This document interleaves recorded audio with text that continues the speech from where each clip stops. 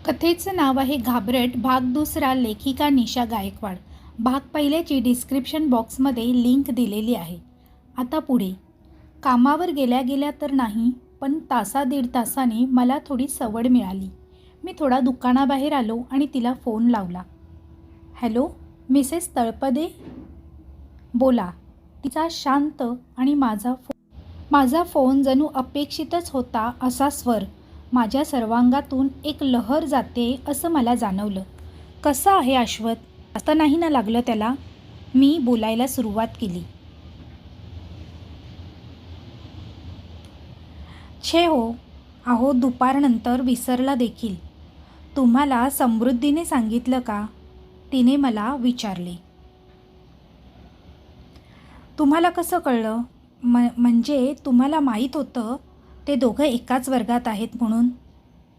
नाही, काल मी अश्वथच्या वर्गात गेले तेव्हा मला कळालं, ती मला म्हणाली.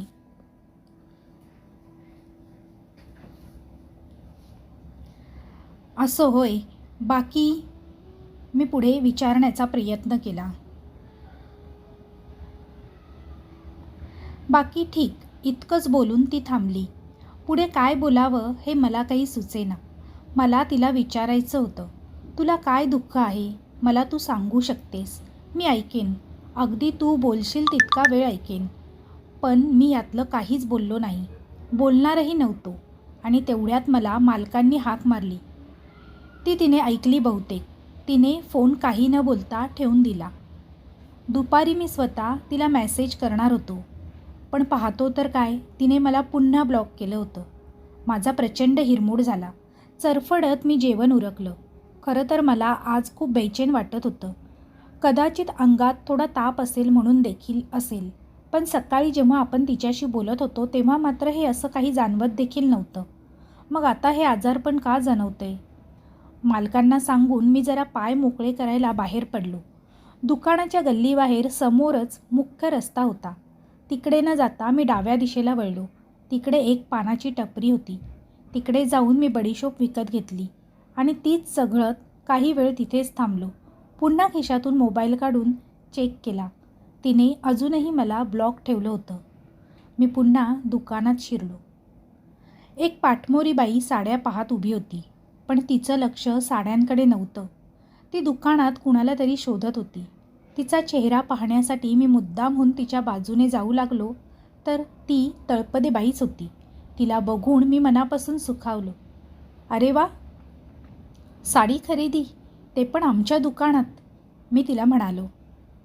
उत्तरादाखल ती फक्त हसली. बोला, कोणती साडी दाखवू? मी तिला आनंदाने विचारले. कोणतीही दाखवा, लेटेस्टमधली, ती म्हणाली. लेटेस्ट लेटेस्ट लेटेस्ट असं म्हणत साड्यांच्या गर्दीतून मी 3-4 साड्या निवडून तिच्या समोर आणून अंथरल्या. ती नुसती साड्या पाहत होती, पण एकही पसंत करीत नव्हती. मी आणखीन 2-3 व्हरायटी तिला दाखवत होतो. तिच्याशी त्या साड्यांच्या सुताबद्दल, रंगाबद्दल, प्रिंटबद्दल भरपूर बोलत होतो. ती प्रत्येक साडीवरून हात फिरवत होती आणि माझ्याकडे मधून मान वर करून पाहत होती. तिला मी एकूण 20 साड्या दाखवल्या. 21वी साडी दाखवावी की नाही या संभ्रमात मी होतो तेव्हा तीच. पुरे, मला नाही आवडली एकही साडी, असं म्हणून ती सरळ बाहेर निघून गेली. मालक माझ्याकडे प्रचंड रागाने पाहत उभे होते.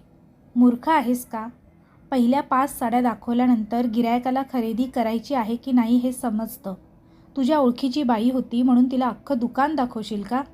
मला वाटलं चांगल्या 4 साड्या तरी ती घेईल. असा टाईमपास पुन्हा केलास तर याद राख. मालकांच्या बोलण्याचं मला काही वाटलं नाही, कारण मालकांची ती सवय होती. खरं आश्चर्य मला तळपदे बाईचं वाटलं. इतकी लांब तंगड्या तोडत ही इथवर आली आणि काही खरेदी न करताच निघून गेली. ही नेमकी आली कशाला होती? आणि एक मिनिट, सर्वात महत्त्वाचं म्हणजे दुकानाचा पत्ता तिला कुठून मिळाला? हिच्याकडे काही विद्या तर नाही आहे ना? माझा मोबाईल नंबर, माझ्या दुकानाचा पत्ता हिला मिळाला कुठून? हिला विचारायचं म्हणजे तोंड उघडून बोलत देखील नाही. आधी जास्त वेळ तर ब्लॉकच ठेवते मला. पण पुढच्या वेळी काहीही झालं तरी मी आधी तिला माझा नंबर आणि दुकानाचा पत्ता कुठून सापडला हे विचारणार, अगदी काहीही झालं तरी. शनिवार होता. मुलींना शनिवार रविवार शाळेला सुट्टी असायची. 2 दिवस सुट्टी सार्थकी लागावी म्हणून शाळेने पालकांना प्रोजेक्ट बनवायला दिले होते आणि ते काम नेहमीप्रमाणे माझ्यावर आलं होतं. कारण माझी बायको जास्त शिकलेली नाही आणि त्यामुळे काही चुकेल आणि मुली आपल्याला ओरडतील अशा अनाठाई भीतीपोटी ते प्रोजेक्ट करायला ती अजिबात तयार होत नव्हती. प्रोजेक्टचं नाव इंडियन करन्सी असं होतं. म्हणजे काय तर भारतीय नोटा आणि नाणी एका पुठ्ठ्यावर चिकटवून त्याखाली नावे लिहायची. समृद्धीच्या वर्गशिक्षिकेने प्रोजेक्ट कसा करायचा याबद्दल व्हिडिओ ग्रुपवर पाठवला होता. पण प्रोजेक्ट करताना शिक्षिकेच्या व्हिडिओप्रमाणे मी चुकून 500ची स्टिकर नोट ही 2000च्या स्टिकराच्या खाली न लावता शेजारी लावली. तसा काही फरक पडणार नव्हता, पण तरीही मी काहीतरी बोलायचा चान्स हवा म्हणून तळपदे बाईंना फोन केला. बराच वेळ फोन वाजत राहिला. मला वाटलं कट होईल, पण तिने उचलला. बोला. तसा शांत आवाज. एक क्षण तर मी काय बोलायचं होतं हेच विसरून गेलो. अहो बोला, तळपदे बाई पुन्हा म्हणाली. मी काय म्हणतो, प्रोजेक्ट बनवायला सुरुवात केली का तुम्ही? मी खूप काही महत्त्वाचं सांगायच्या आवेशात विचारलं. नाही अजून. का बरं? तळपदे बाईंनी आश्चर्याने विचारलं. अजून नाही केली? कधी सुरू करणार मग? कर्णिक, अहो तुम्ही फोन का केलात ते सांगा आधी. मी फोन आता काय सांगणार, कारण मी तर फक्त तिच्याशी बोलता यावं म्हणून फोन केला होता. हॅलो. तळपदे बाईंनी मला भानावर आणलं. हां, अहो त्याचं काय झालं, प्रोजेक्ट मी घेतलाय बनवायला आणि चुकून माझ्याकडून 500ची स्टिकर नोट ही 2000च्या स्टिकर नोटच्या खाली न लावता शेजारी लावली गेली आहे. तिथून तळपदेबाईंचा फस्कन हसल्याचा आवाज आला. बहुतेक तिने मला वेड्यात काढलं. चालेल, नोट कुठेही लावा, फक्त खाली नाव मात्र बरोबर द्या. आणि हो, असं म्हणून ती मध्येच थांबली. काय? मी अधीरतेने तिला विचारलं. काही नाही, खोट्या स्टिकरच्या नोटा लावायच्या आहेत, खऱ्या नोटा नाहीत बरं का. असं म्हणून ती पुन्हा फस्कन हसली. मीही हसलो. चला ठेवू फोन, जेवण बनवायचे, असं म्हणून तिने फोन कट देखील केला. मी मात्र अजूनही फोन हातात धरून गालातल्या गालात हरवल्यासारखा हसत होतो. पप्पा?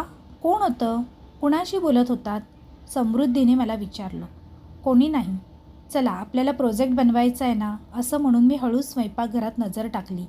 बायको शांतपणे चपात्या लाटत होती आणि काहीतरी गुणगुणत देखील होती. मला हायसं वाटलं, म्हणजे तिचं लक्ष नव्हतं. त्या रात्री मात्र जेव्हा तळपदेबाईंनी व्हॉट्सअप प्रोफाईल चेक करत होतो तेव्हा तिने मला ब्लॉक केलेलं नव्हतं. मी तिचा फोटो, स्टेटस, लास्ट सीन सर्व काही पाहू शकत होतो. ही मला ब्लॉक करायला विसरली का? काही वेळ गेला असेल आणि मला ती ऑनलाईन दिसली. मला मोह आवरला नाही म्हणून मी तिला मेसेज टाईप करू लागलो. बनवला प्रोजेक्ट? मेसेज ब्लूटिक झाला नाही. मी थांबलो. काही वेळ ब्लूटिक होण्याची वाट पाहत.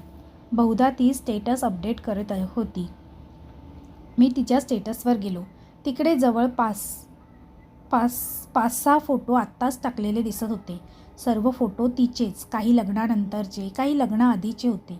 मी अधाशासारखे सर्व फोटो परत परत पाहत होतो आणि तिचा रिप्लाय आला. हो झाला, माझा पण. तिने रिप्लाय दिला. याचं आश्चर्य मला वाटलं. सहसा रात्री मला ब्लॉक करणारी आता माझ्याशी कसं काय बोलत होती? काही वेळ पुढे काय बोलू हे मला समजलं नाही. पण आता आपण गप्प राहिलो तर ही पुन्हा आपल्याला ब्लॉक करेल अशी भीती वाटली म्हणून मी लगेच तिला आशू झोपला का असा मेसेज टाकला. हो कधीच. यावर तिचा तत्काळ रिप्लाय आला. एक विचारू तुम्हाला? मी मेसेज टाकला. विचारा की. तिचा अगदी सहज बोलावं तसा रिप्लाय. तुम्हाला माझा नंबर आणि दुकानाचा पत्ता कुठून मिळाला? रिप्लाय दाखल तिने एक फोटो मला सेंड केला. तो फोटो म्हणजे माझ्या दुकानाच्या नावावर छापलेलं माझं व्हिजिटिंग कार्ड होतं. आमच्या मालकांनी अशी कार्ड सर्व 1 वर्षापेक्षा अधिक काळ दुकानात टिकलेल्या प्रत्येक सेल्समनला बनवून दिली होती.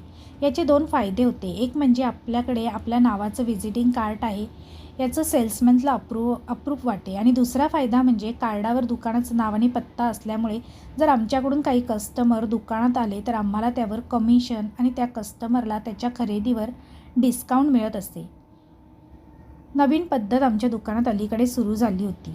फोटो पाहिल्यावर मला लक्षात आलं तळपदेबाईंना माझा नंबर आणि दुकानाचा पत्ता कसा मिळाला ते. कुठं सापडलं? हा मेसेज आणि सोबत स्मित हास्याचा इमोजी मी तळपदेबाईंना पाठवला. त्या दिवशी माझ्या बिल्डिंगपाशी आला होतात ना, तेव्हा तिथेच पडलं होतं. मला आमच्या शंकरने आणून दिलं. तळपदेबाईंनी माहिती पुरवली. हो का, बरं झालं. हा मेसेज मी खूप घाईत सेंड केला आणि तो ब्लू टिक देखील झाला. म्हणजे आता तो डिलीट जरी केला तरी तो मेसेज तिने वाचला होता. मी काही वेळ थांबलो. तळपदेबाईचा अंदाज घेऊ लागलो. का बरं झालं? तिचा अपेक्षित मेसेज आला होता. यावर आता काय रिप्लाय देऊ? पण तरीही धीर करून मी तिला मेसेज केला. म्हणून तर आता आपण बोलू शकतोय. हा मेसेज पाहिल्यावर तळपदेबाई गालातल्या गालात हसली असेल असं आपलं मला उगीच वाटलं आणि तिचं स्मित हास्य करणारं इमोजी आलं देखील. माझं म्हणणं खरं झालं. तिला खरंच हसू आलं होतं का माझ्यासाठी सुखद धक्का होता तो. आणखीन एक विचारू? माझी खरं तर आता बीड चेपली होती. विचारा, ती म्हणाली. तुम्ही मला सतत ब्लॉक का करता? मी तिला विचारलं. तुम्हाला कसं कळलं? माझ्या प्रश्नाचं उत्तर द्यायचं सोडून तिनेच मला प्रश्न विचारला. कधी कधी आपण पुरुष स्वतःला फार हुशार समजतो. आपण बायकांना कात्रीत पकडायला जातो, पण आपल्याही नकळत त्याच कात्रीत त्यांनी आपल्याला कधी पकडलेलं असतं हे आपल्यालाही कळत नाही. ती मला ब्लॉक करते आणि हे मला कसं कळलं म्हणजे साहजिकच मी तिला पाहतो हे मला मान्य करावं लागणार. त्यात मी सतत ब्लॉक का करता असा मेसेज करून बसलो होतो. म्हणजे मी तिला सतत पाहतो हे माझ्या तोंडून मीच सांगितलं होतं. ती माझा रिप्लायची वाट पाहते आणि माझ्याकडे रोखून पाहते असा मला भास झाला. एकदा दोनदा मी पाहिलं होतं. मला तुमच्याशी बोलायचं होतं, पण कधी तुम्ही मला ब्लॉक करता तर कधी अनब्लॉक म्हणून विचारलं. काय बोलायचं होतं माझ्याशी? तिने कात्रीची पकड अजूनच घट्ट केली जणू. हेच, माझा नंबर कसा मिळाला आणि काय? तिचा मेसेज. तो वाचताना ती माझ्याकडे पाहते असं मला सारखं वाटत होतं. आणि तुम्ही शाळेत जेव्हा दिसता तेव्हा पाहत देखील नाही माझ्याकडे, आणि नंतर दुपारी मात्र माझ्या जेवणाची चौकशी कशी काय करता? मी पण काही कमी नाही हा या मेसेजमुळे मी तिला दाखवून दिलं. तिने मला यावर रिप्लाय केला नाही. ती सरळ ऑफलाईन गेली आणि मी कमालीचा अस्वस्थ झालो. 10-15 मिनटं वाट पाहिली तरी ती काही परत ऑनलाईन आली नाही. माझे डोळे जड होऊ लागले. शेवटी मी वाट पाहून तिला गुड नाईटचा फोटो पाठवला. सकाळी हटकून मुलींना शाळेत सोडायला गेलो, तळपदेबाई दिसेल म्हणून, आणि फार वेळ वाट पाहावी लागली नाही. तळपदेबाई आधीच तिथे उभी असलेली मला दिसली. तिने अश्वथला शाळेत देखील सोडलं होतं आणि तरीही गेटवर कोणाची तरी वाट पाहत उभी होती.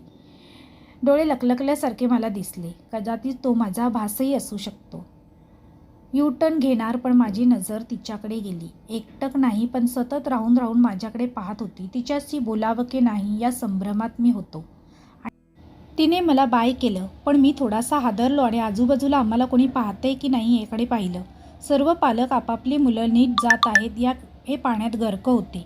मी जायला वळण्याआधी पुन्हा एकदा तिच्याकडे पाहून घेतलं. ती मला नाराज दिसली. मला काही समजेना. फोन करून विचारू म्हणून मी गाडी चालू केली. न राहून मागच्या आरशात ती माझ्याकडे पाहते का हे पाहून घेतलं. ती माझ्यावर नक्की चिडली आहे हे मला समजलं, आणि मला ते समजलंय हे मी तिला दाखवून द्यायचं नव्हतं. दुकानात पोचलो आणि नेहमीप्रमाणे दुपारपर्यंत कामात गढून गेलो. जेवणाच्या सुट्टीमध्ये मोबाईल पाहिला तर काय, तळपदेबाईंचा 4 मिस कॉल होते. मी तत्काळ फोन लावला. एक रिंग झाली असेल आणि फोन पटकन उचलला गेला. कुठे होता इतका वेळ? हॅलो नाही, काही नाही. फोन उचलल्याबरोबर तिने मला प्रश्न केला. कामात होतो का? मी कमालीचं आश्चर्य वाटत होतं तिच्या बोलण्याचं. अहो तसं नाही, मी खूप वेळा फोन केला, तुम्ही उचलला नाही म्हणून विचारलं. तळपदेबाई म्हणाली. हो, 4 मिस कॉल पाहिले मी आणि म्हणूनच लगेचच फोन केला. बोला, काही काम होतं का? मी विचारलं. तुम्ही घाबरट आहात का?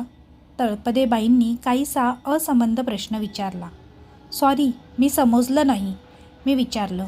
सकाळी जेव्हा मी तुम्हाला बाय केलं तेव्हा तुम्ही इकडे तिकडे का बघत होतात? तळपदेबाई खूपच धीड होती, परखड होती. हे मला पहिल्यांदा जाणवलं. तसं काही नाही, अगदी सहज पाहिलं असेल मी. माझी चोरी तिने पकडली होती आणि मी चक्क खोटं बोलत होतो. सहज नाही मिस्टर कर्णिक, तुम्ही घाबरला होतात. मी तुम्हाला बाय केलेलं कोणी पाहिलं असेल का म्हणून. वास्तविक एक स्त्री म्हणून ही काळजी मला हवी नाही का? काय बोलताय तळपदेबाई तुम्ही? एक साधं बाय तर केलं, त्यात कसली आली आहे भीती? तीच जी सकाळी तुम्हाला वाटली. तळपदेबाई पदोपदी मला निरुत्तर करत होती. पण मीही काही कमी नव्हतो. मग मी तिला म्हणालो.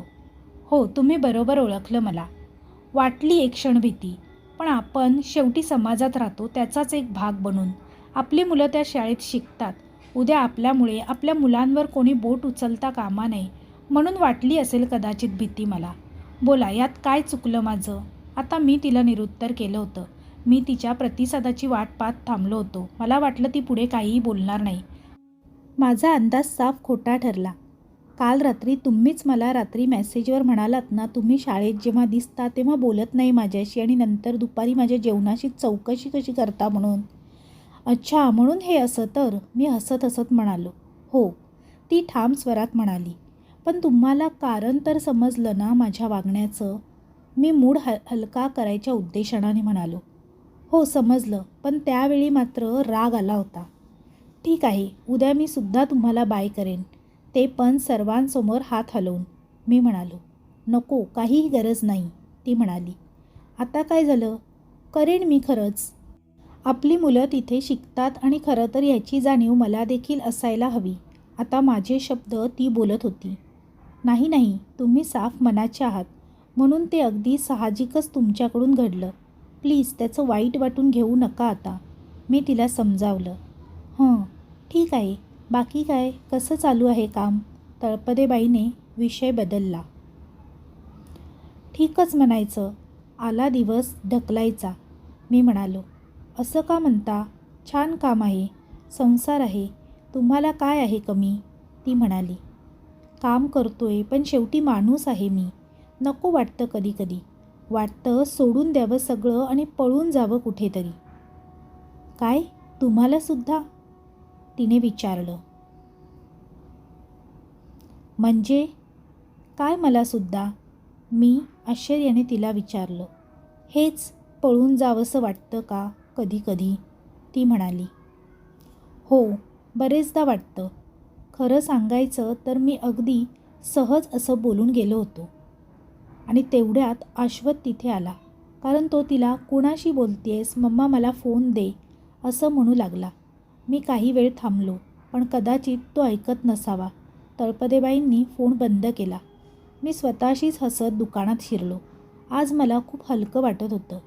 कोण कुठली ती तळपदेबाई, पण आज तिच्याशी बोलून मन मोकळं करून झाल्यासारखं वाटत होतं.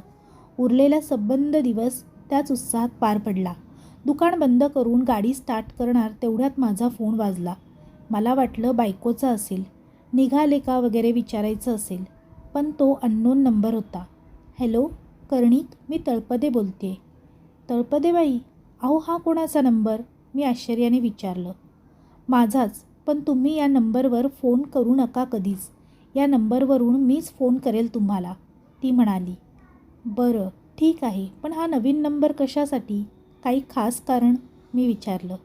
खास नाही, पण एक प्रकारची खबरदारी म्हणून, बाकी काही नाही. कसली खबरदारी? मी विचारलं. अहो, पण तळपदेबाई कशासाठी? फक्त आपल्याला बोलता यावं म्हणून? हो, मग काय करू? माझ्याकडे दुसरा काहीच पर्याय पण नव्हता. आणि एक सांगू का कर्णिक, तुमच्याशी बोलून मन मोकळं झाल्यासारखं वाटतं. तुम्हाला पण वाटलं? हो, वाटलं मला पण, ती म्हणाली. हो ना, मला माहीत होतं. तळपदेबाई एखाद्या लहान मुलीप्रमाणे बोलत होती. आणि हो, आणखीन एक, तुमच्या मोबाईलमध्ये हा माझा नवीन नंबर वेगळ्या नावाने सेव्ह करा. कराल ना? तिने विचारले. हो चालेल. काय नावाने करू तुम्हीच सांगा, मी तिला विचारले. दमन, ती हरवून गेल्यासारखी म्हणाली.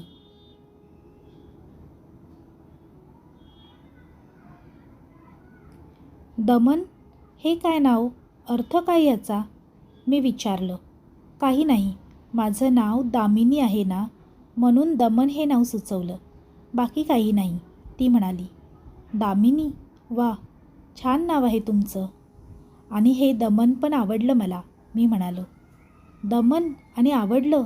माझं तर रोज होतं इथे माझ्या घरात. असं म्हणून दामिनी जोरात हसू लागली. घरी येऊन छान पोटभर जेवून झोपायला अंग टाकलं. मुली केव्हाच झोपी गेल्या होत्या.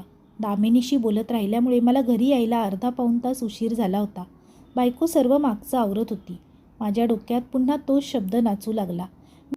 मी नुसता अध्याकडे पाहत पडून होतो. बायकोची कामे झाली. ती शेजारी येऊन पडली आणि मला अजून जागं पाहून तिने विचारलं, काय झालं, जागे कसे अजून? लता, दमन म्हणजे काय गं? मी आपलं तिला विचारलं. दमन? काय माहीत? का व? तिने विचारलं. काही नाही गं, सहज. मला अर्थ माहीत नव्हता ना, म्हणून विचारलं तुला. तुम्ही आपल्या पोरी करतात ना, तसं नाही करत का? त्या दिवशी सिद्धीला एक शबूत अभ्यास करताना समजला नाही, तर तिनं फोनवर शोधलं आणि लिहिलं वही. तुम्ही बी करा तसं, लता म्हणाली. लताने खूप चांगली कल्पना मला सुचवली होती. मी ठीक आहे, करतो उद्या म्हणून डोळे बंद केले. दुसऱ्याच सेकंदाला लताच्या घोरण्याचा संथ आवाज माझ्या कानात येऊ लागला. अर्थात तिला गाढ झोप लागली होती. मी हळूच फोन घेऊन गुगलमध्ये दमन या शब्दाचा मराठी अर्थ काय आहे असं लांबलचक वाक्य टाईप केलं. उत्तर मिळालं. दमन म्हणजे दाबून टाकणे, रग जिरवणे, खोड मोडणे, संयमन. मला याच्याशी दामिनीचा काय संबंध हे समजत नव्हतं. हो, ती काहीशी त्रासलेली दिसायची, पण माझ्या घरी माझं रोज दमन होतं आणि मी आपल्याला बोलता यावं म्हणून नवीन फोन घेतला. हे सगळं माझ्यासाठी, माझ्यासारख्या सामान्य माणसाच्या आकलनापलीकडे होतं. मला कळत होतं तिला माझ्याशी बोलायला आवडत होतं. मला स्वतःला देखील ते आवडत होतं. पण आजच्या तिच्या बोलण्यामुळे मी कुठेतरी या प्रकरणातून काढता पाय घेणे योग्य असं मला सतत वाटू लागलं. आणि पुढे बरेच दिवस मी मुलींना सोडायला गेलोच नाही. मुद्दामहून बायकोला तब्येत ठीक नाही वाटत तर कधी तू जा, मी माझ्यासाठी आज स्वतःच भाजी बनवतो, तर कधी आज लवकर मालकाने बोलवलं आहे, अशी काही बाई कारणं देऊन दिवस ढकलत होतो. दामिनीचे फोन येत होते. आता मी तिच्या दोन्ही नंबरला ब्लॉक केलं होतं. अगदी सगळीकडून ब्लॉक केलं होतं. तिचे दिवसातून 4-5 वेळा तरी फोन यायचे. मी दुर्लक्ष करत होतो, कारण मला आता तिची भीती वाटू लागली. ही आपल्यावर मोहिनी घालते असं वाटू लागलं आणि मला त्यात आणखीनच अडकायचं नव्हतं. पण एक दिवस बायको कधी नव्हे ते माझ्यावर भयंकर चिडली. मुलींना सोडायला जा, नाहीतर मी बोलायची नाही तुमच्याशी, अशी धमकी तिने मला दिली आणि नाईलाजास्तव मला जावे लागले. दामिनी नजरेस पडू नये म्हणून पटकन मुलींना गेटवर सोडलं आणि गाडी वळवणार तेव्हा मला अश्वथ येताना दिसला. मला वाटलं आता दामिनी पण दिसणार, पण नाही, दामिनी नव्हती. अश्वथ कोणत्या दुसऱ्या बाईसोबत शाळेत आला होता. ती बाई अश्वथ जाईपर्यंत त्याच्याकडे पाहत उभी होती. मध्यम वयाची, पण काहीशी थकलेली. साधी साडी नेसून केसांची आखूड वेणी तिच्या पाठीवर रुळली होती. हातात साधासा मोबाईल. तो घट्ट पकडून ती तिथेच उभी होती. अश्वथ दिसेनासा झाला तेव्हा ती जायला वळणार तेवढ्यात मी तिला आवाज दिला. माफ करा ताई, तुम्ही अश्वथच्या कोण? म्हणजे मी मिसेस तळपादेंना ओळखतो. त्याच नेहमी येत होत्या ना अश्वथला सोडायला? तुम्हाला पहिल्यांदा पाहिलं मी. तिने शांतपणे माझं बोलणं ऐकून घेतलं. मी अश्वथची बेबी सिटर आहे. गेल्या 5 दिवसापासून बाईंनी मला नोकरीवर ठेवले. का? तळपदेबाई कुठे आहेत आता? मी विचारले. आजारी आहेत त्या, ती म्हणाली. आजारी? काय झालं आहे त्यांना? मला मनापासून तिची फार काळजी वाटू लागली. मला नक्की माहीत नाही, पण त्या सतत झोपून असतात. अशक्तपणा वाटतो असं म्हणतात सारख्या, ती म्हणाली. मला काय झालं काय माहीत. मी तिने दिलेला दुसरा नंबर डायल केला, तर तो फोन त्या बेबी सिटरच्या हातात होता. तो वाजला तसं तिने माझ्याकडे पाहिलं. हा नंबर सध्या मी वापरते. तिने तिच्या फोनच्या स्क्रीनवर झळकत असलेलं माझं नाव मिस्टर कर्णिक असं सेव्ह केलेलं मी पाहिलं. मी थोडासं ओशाळलो आणि तळपदेबाईंचा आधीचा नंबर डायल करणार, पण या बाईसमोर नको म्हणून फोन पुन्हा खिशात ठेवला आणि ठीक आहे असं म्हणून तिथून निघालो. ती बाई मला पाठमोरी देखील पाहते असं मला जाणवू लागलं, पण पर्याय नव्हता, कारण जे करायला नको ते मी करून बसलो होतो. गाडीवर जाता जाता देखील दामिनीचे विचार मनात सतत येत होते. शेवटी न राहून मी गाडी एका बाजूला उभी केली आणि सरळ तिला फोन लावला, पहिल्या नंबरवर. फोन खूप वेळाने उचलला गेला. हॅलो, एक थकला आवाज माझ्या कानावर पडला. हॅलो, दामिनी, मी सावधपणाने बोललो. बोला. खूप दिवसांनी आली आठवण. तोच थकला स्वर कानी पडत होता. गावी गेलो होतो, काही कामानिमित्त. मी तिला काहीतरी उत्तर दिले. का खोटं बोलताय कर्णिक? पलीकडून तिचा थकलेला स्वर पुन्हा माझ्या कानी पडला. मी का खोटं बोलू तुमच्याशी? मी म्हणालो. त्या दिवशी मी शाळेत आले होते, तेव्हा तुमच्या बायकोशी ओळख करून घेतली. तेव्हा मी तुमच्याबद्दल चौकशी केली होती. ती मला म्हणाली. सॉरी. मी आता खजील झालो. कशासाठी? तिने विचारलं. मी घाबरलो होतो, मी तिला म्हणालो. कोणत्या गोष्टीला? ती म्हणाली. त्या दिवशी तुम्ही मला तब्बल 4 वेळा फोन केला. मी त्यावेळी फोनवर सापडलो नाही म्हणून तुम्ही किती रागावलात माझ्यावर आणि माझ्याशी बोलता यावं म्हणून नवीन फोन घेतला. म्हणून घाबरलो मी. पण मला फक्त तुमच्याशी बोलायचं होतं. आणखीन काही माझा हेतू नव्हता. तरीही घाबरलात, ती म्हणाली. मी एक सामान्य माणूस आहे दामिनी. सुंदर स्त्री पाहायला फार तर तिच्याशी बोलायला मला आवडेल. पण तुम्ही म्हणताय तशी मैत्री बोलण्यासाठी का होईना. आणि जरी ती केली तर ती अशी किती दिवस टिकेल. एक ना एक दिवस आपल्या घरच्यांना कळेलच आणि ती फक्त शुद्ध मैत्री आहे हे कोणीही मान्य करणार नाही. मी म्हणालो. ठीक आहे, इथे तुम्हाला मैत्री करायची देखील भीती वाटते तर मी काय बोलू? ती म्हणाली. काहीही बोला. भित्रा, घाबरट, भेक्कड, काहीही. मी म्हणालो. यातलं मला काही बोलायचं नाही. असो, पण तुम्ही सभ्य मात्र नक्की आहात. हे नक्की. असं म्हणून ती क्षीण हसली. काही सभ्य वगैरे नाही मी, पण मर्यादेपलीकडे जाताना आमच्यासारख्या सामान्य पुरुषांना त्यांच्या इतका वर्षाचा संसार आधी आठवतो. मी म्हणालो. पुढे ती काहीच बोलली नाही. म्हणून मग मीच विचारलं. तब्येतीला काय झाले तुमच्या? काही नाही. थकवा जाणवतो आहे सतत. टेस्ट केल्या सर्व काही नॉर्मल आहे, पण आधीसारखा उत्साहच वाटत नाही, ती म्हणाली. असं कसं? उत्साह न वाटायला काय झालं? अश्वथसाठी तरी वाटायलाच हवा. असं करून कसं चालेल? मी तिला हक्काने बोलल्यासारखं बोललो. माहीत आहे मला, ती म्हणाली. माहीत आहे तर मग काय झालं आहे आजारी पडायला? आज नाही, आतापासूनच. इतर कोणासाठी नाही, पण स्वतःसाठी जगायला शिका. आनंदी राहा. तुम्हाला ज्याच्यात मन रमतंय त्या गोष्टी करा.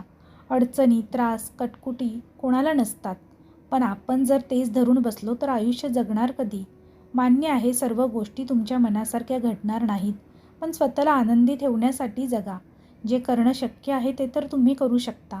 आणि सर्वात महत्त्वाचं म्हणजे जर आजारी पडून तुम्हाला काय झालं तर अश्वथचं काय? त्याला कोण बघेल?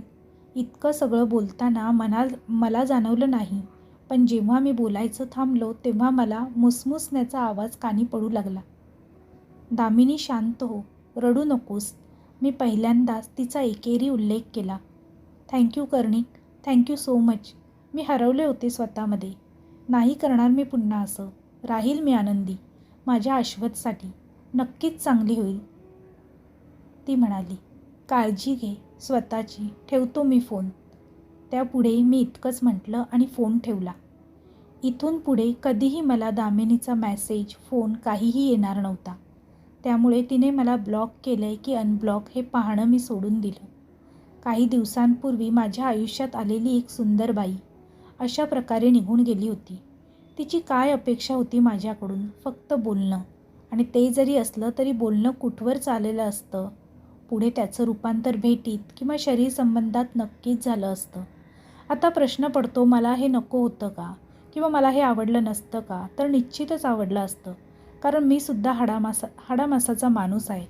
पण त्यानंतर त्या नात्याचा जो समारोप झाला असता तो दोघांच्या जिवारी लागला असता.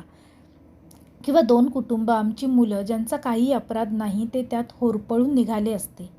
आता हे सर्व असं असताना जर तुम्ही मला घाबरट बोलत असाल तर हो, मी सदाशिव रामेश्वर कर्णिक, 1 नंबरचा घाबरट मनुष्य आहे. समाप्त. तर कशी वाटली मित्रमैत्रिणींनो तुम्हाला ही कथा? हे कमेंटद्वारे कमेंट करून नक्की कळवा. कथा आवडली असेल तर व्हिडिओला लाईक करा आणि चॅनेलला सबस्क्राईब करा. तसेच बेल आयकॉनवर क्लिक करून ऑलवर सेट करा, म्हणजे तुम्हाला नवनवीन व्हिडिओचे नोटिफिकेशन लगेचच मिळतील आणि अशाच नवनवीन कथा ऐकायला नक्की मिळतील. पुन्हा भेटूया अशीच एक सुंदर आणि नवीन कथा घेऊन. तोपर्यंत सर्वांना धन्यवाद. Bye bye.